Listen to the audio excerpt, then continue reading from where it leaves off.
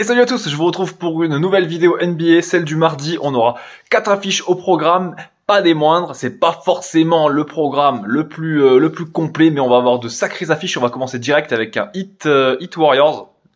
Une affiche interconférence, donc entre Miami, champion de la conférence Est en titre, et Golden State, champion 2022 de la NBA. Heat Warriors au classement, ça donne quoi? Ça donne un Miami qui est 7ème de conférence Est et qui va devoir impérativement venir se placer dans le top 6 si elle souhaite jouer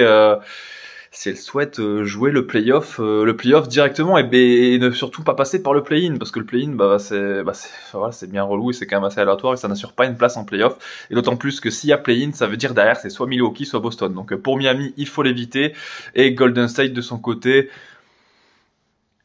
elle avait pas grand chose à craindre il y a encore 2 semaines, mais là avec le retour incroyable de Houston, honnêtement ils sont obligés de faire quelque chose. Golden State,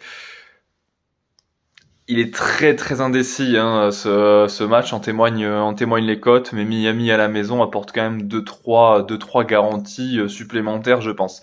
Bucks Lakers, comme je vous ai dit, de toute façon, je vous ai pas menti, il y aura que des grosses affiches ce soir. Bucks Lakers.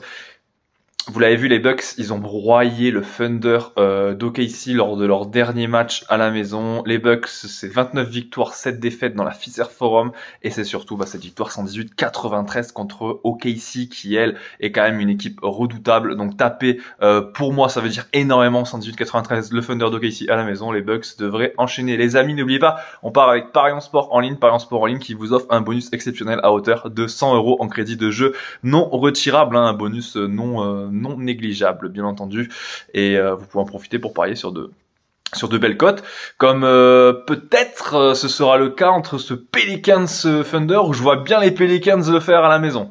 Je vois bien les Pelicans l'emporter. Ils sont malgré la perte de Brandon Ingram, ça continue à jouer fort, ça continue à jouer bien. Et dans le Bayou, on sait, ça répond souvent présent.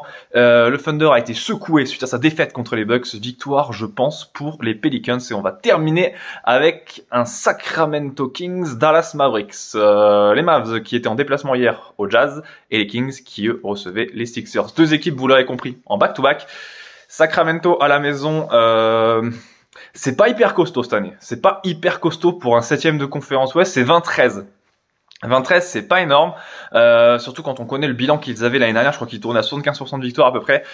C'est pas énorme, et je pense que Dallas est capable de surprendre cette équipe de Sacramento, justement dans la Golden One Center. Dallas qui est excellente en déplacement avec un bilan de 19-14. Voilà, j'en ai terminé, les amis. Le temps pour moi de vous rappeler que les jeux d'argent sont interdits aux mineurs, et je vous souhaite de bons pronostics. Ciao, ciao!